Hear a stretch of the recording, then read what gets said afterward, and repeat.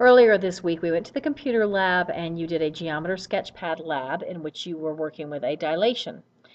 And the first thing that you did on this lab was you filled in a chart that helped you see what happened when you experimented with different scale factors. So I'm going to do that with you real quick right now. First thing you had to do was double click on C, that's the center of dilation, in order to mark it as the center of dilation. Then it said you need to select the entire triangle. One way to do this is just to do what I'm doing right now and deselect anything that's not part of the triangle. So now I have all the sides of the triangle, all of the vertices of the triangle, and the interior all marked. So the first option was that I'm supposed to be giving it a scale factor greater than 1.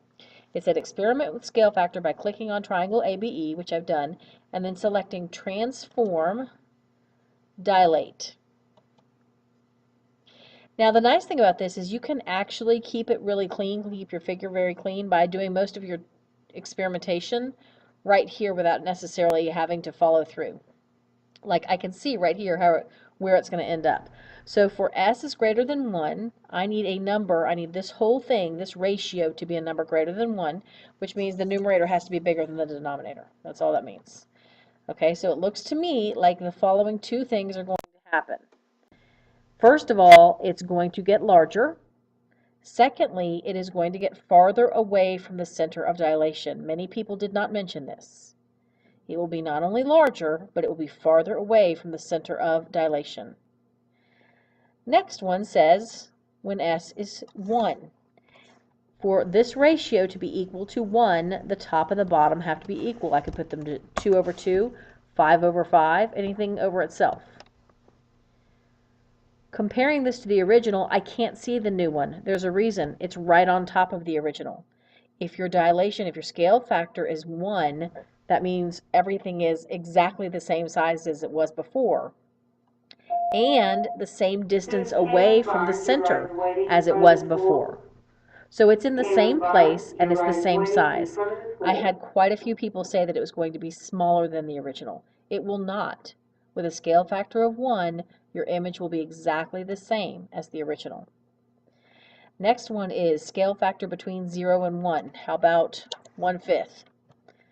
It's going to be much smaller than the original. It will also be closer to the center of dilation, closer to C. You need to mention that. Next one, scale factor between -1 and 0. So how about, we're going to do -1/2.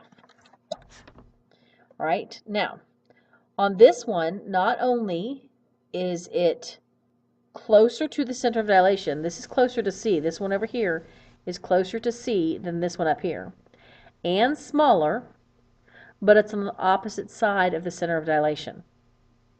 Okay?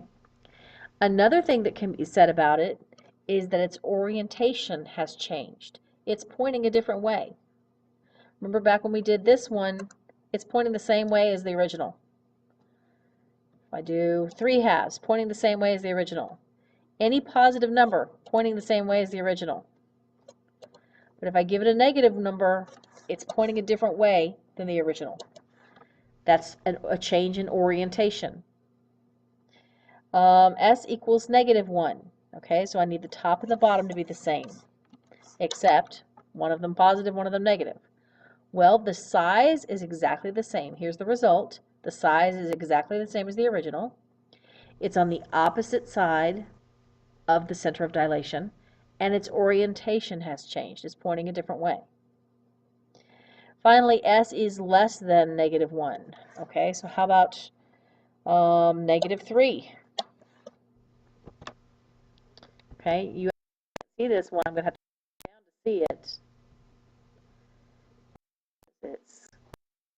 I don't know if it's going to let me move. Well, how about -2 then?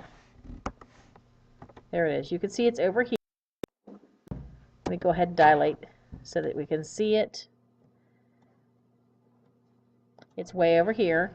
This has a scale factor of -2. See how the orientation is different. The A is over here and the E is over here. It's pointing in a different direction. So it's larger, it's farther away from C, and it's on the opposite side of C. These are all things you should have said. They're not that difficult to see. Next, it says set the scale factor to 2. Okay, so let me undo this particular construction and go back. I'm going to set the scale factor to 2. I'm selecting my triangle and deselecting everything I don't want on it. Transform, dilate, scale factor is going to be 2/1. Okay, and on this one I'm going to go ahead and press dilate because I'm going to need to do several things with this one. Let's see if I can move it down just a little bit more. I'm going to use another trick to get it to go up higher. There we go. One way to handle if your labels are in the way, you just move them. When I have the arrow, hover over the label and it changes to a little hand with an A on it. And that means now I'm dealing with the label. All right, so this is a scale factor of 2. Experiment with the location of the center of dilation. This is the center of dilation. Okay, you can move it by dragging point C. So I'm going to click on and drag that. Now it's inside my original triangle. Now it's outside my original triangle. Now it's on my original triangle. Outside. On a vertice or a vertex of the original triangle. Here it is on another vertex of the original triangle. Outside. Okay, so when the center of dilation is outside the triangle, which is what I've got right now, think about it before you use GSP. You could say that the larger triangle is farther away from the center of dilation when it is inside the triangle. The original is completely inside the image triangle.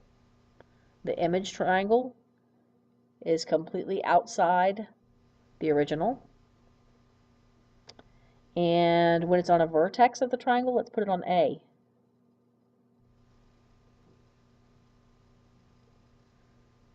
Then the two triangles share a vertex, and I don't know, you could point out that this side and this side are parallel. You don't necessarily have to point that out at this point. We're going to get into that in the next one. But notice the whole parallelness thing is happening with all of these. BE stays parallel to B prime E prime. AE stays parallel to A prime E prime. No matter where it goes, it's going to be parallel. How does shape and/or size of the image change when the center of dilation is moved? The shape of the triangle, we're talking about the image, so that's the big one, this one. How does its shape or its size change when I move C? It doesn't. All I'm doing is translating it, basically. It does not change at all. Okay, this is the triangle I'm talking about here. That one right here. Its shape and size does not change no matter where I put it, no matter where I put the center of dilation. That bigger triangle is still twice as big as the smaller one triangle in terms of all the lengths. Okay, so at the bottom of your page on number 4, it should have said it doesn't change. It's exactly the same shape and size. Flipping through everybody's paper, I have one that didn't answer, one that didn't answer, one that says the center just determines where the dilation will be. That's true. It stays the same. Great. Changes the triangle's distances. It all stays the same. That's good. They both stay the same. The size or shape of the image doesn't change. The shape doesn't change, but the locations of both triangles move. I don't recall seeing the smaller triangle move at all. Whoa, that's something different. Here we go. The smaller triangle is not moving when I move the center. Okay, so just adapt your answer for number 4 to what you're seeing here happening. On number 5, measure the length of AB and A prime B prime. Okay, here is AB. Measure There we go. A prime, B prime.